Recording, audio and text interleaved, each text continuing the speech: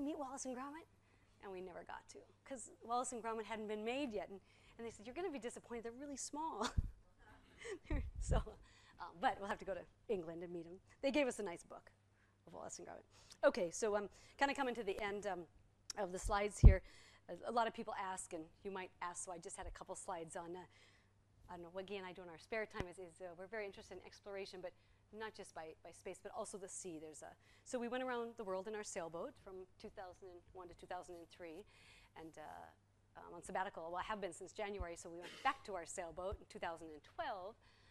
But it was a great opportunity, again, mostly to teach about science, technology, engineering, and math. And it took us a year and a half to go around the world. We survived. It was over 36,000 nautical miles. We got to interact with, these were younger students, not university folks, but young kids, middle school age. And we went to visited 33 different island nations. And this is the Kuna Indian tribe. If you know Kuna Indians off of Panama, wonderful, beautiful culture. That's Guy. He's kind of pretty much a giant. These are all adults. These are adults, and see their little babies. So these are all grown adults. I was even a giant. Here we are in Vanuatu. I'm the lightest skinned person there. And then this year, we lived on our boat from January to May to get work done, but also sailed down to Roatan, Honduras, where Guy's main project is in design. And so these are the beautiful islands we call home off of the Honduras coast. And so I think this is my last space slide. Actually, we think about it, this is a spaceship Earth. This is a tribute to Buckminster Fuller, wonderful kind of hero. I was a mentor and colleague of Guy's thesis, but kind of always reminded us to reflect on Earth. We're living, how we think about it, on spaceship Earth. It's the only one we have. So it's incumbent upon all of us to be very reflective, think about it, take care of it. All of our designs for strange places and maybe other planets hopefully would help and benefit. There'd be uses for here on Earth as well.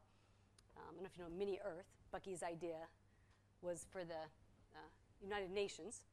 All world leaders should sit in the United Nations, and there should be this globe outside. Of course, this is 1968, maybe 1958. But what a thought. I mean, what an inspirational thought, because now we have the technology to do it.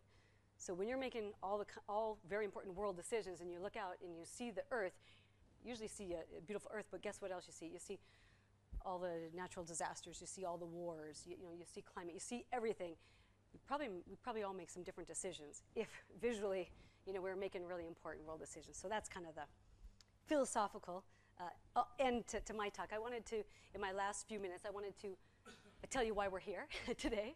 It's fun to talk to you about research and kind of my passion. Again, giving credit to Julio. We have a project to come up with a roadmap to look at internationalization and engineering here in Chile towards innovation entrepreneurship. There's our team listed here, just a few high-level goals. Look at the internationalization of higher education systems, identify what the key disciplinary and industrial areas would be for collaboration. What are, we call it the best practices, what works, what might work well for Chile. We don't know, but it's a really fun problem to think about, and we'll be studying it.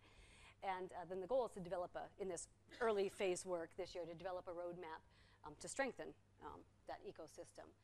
And then I wanted to highlight a few results from a previous publication, Julio's work with this in technology and policy, to take a look at what are those best practices, as I mentioned. So his research methodology and objectives were to try to identify best practices.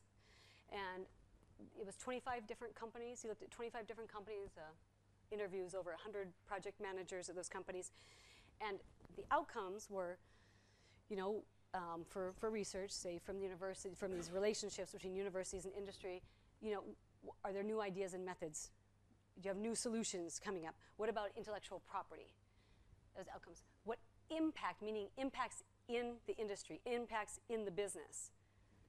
The questions there were, well, has that new knowledge that you gained from the research collaboration, has that knowledge influenced your business strategy at all? Is that technology being applied in your products? How long does it take? And what steps are they undergoing to protect their IP? So the problem really is this outcome input gap. That's the problem that was identified. Universities could be a major resource, kind of R&D for industry, but again, why isn't this working so well? So it seems obvious, but I like to walk through these slides because I think it's pretty insightful as well. So very promising outcomes, great research, you know, in all of our labs, wonderful research. What's happening here, it doesn't really necessarily lead to impact in the companies. Why? Here's project outcomes. Major outcomes are here in green, minor outcomes, and then none. So at the project outcome level, you know, here's the data. But then at the impact, how is that impacting? You see a very big difference. For the major outcomes, they're only having 25% reduction, and same for the minor impacts. So, and a lot more none. So the data this was published in a very nice journal article in our Sloan Management Review in 2010, and the bottom line was they came up with 7 best practices to enhance, if you will. 7 best practices. They're going to seem pretty intuitive and simple, but I'm sure all of us could use a refresher, and as we read through these, say, if we just would have done that, if we would have done this.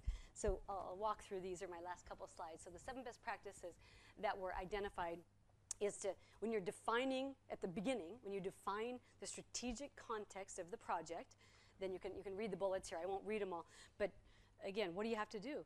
Make sure at the company that the research portfolio, it makes sense. It's in your research portfolio, this collaboration opportunity. You know, maybe that's not the wild, crazy idea. Maybe that it's in line with your business strategy as well to invest in that university research. Define the specific research outputs that you'd like right at the beginning, of course, because we don't do that a lot. Identify who the internal users, who in the company is going to use that output. And matter of fact, you need a champion. You need a champion at the company that's going to be a champion all the time for this, or else you won't get the benefit.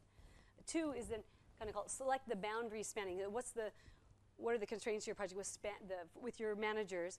Then take a look at that, what it spans. So you need a manager that has very in-depth knowledge of the technology needs, or you're going to have a mismatch. So put the right person basically in charge from the company. They have to be very inclined toward networking and cross-functional. Again, they have to be able to work across divisions, let's call it, very well, because they need help from other people. And they have to have an ability to make these connections between the research and what are my product applications. 3rd was to share with your university team. Again, this is from the industry. Share with your university collaborators your vision. Because again, if we don't know the vision from industry, we're going to have a mismatch right at the beginning. And specifically, that means get the researchers who are going to understand, get university researchers, who are going to understand your company practices and your technology goals and needs. Secondly, ensure that university team appreciates what the strategic context is, back up to number 1. So then finishing, invest in long-term relationships.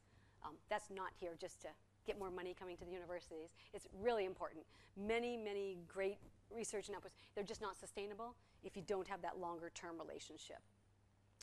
And so multi-year is the recommendation, and the relationships. Establish the strong communications. Again, it seems very obvious, but how many of all of our projects go poorly because if we just would have had better communications between and among everyone, and we were too busy, and so we didn't maybe pay enough attention to the communication. So this one, it rings home with me. Face-to-face meetings.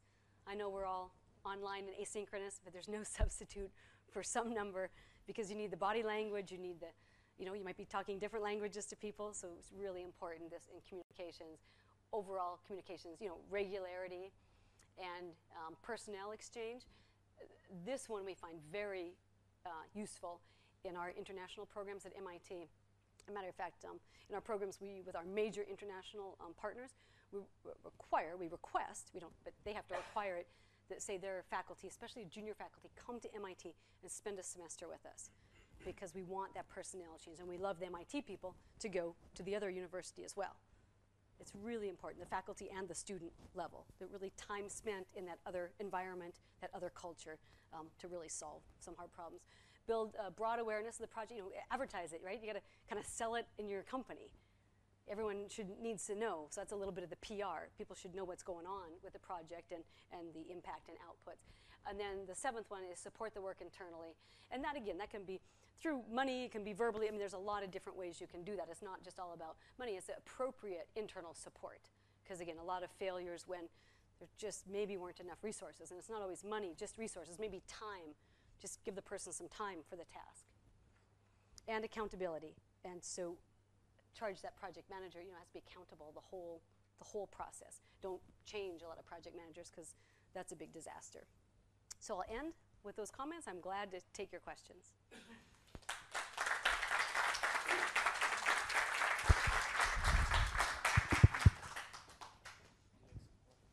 Oh, that'd be great. Thanks.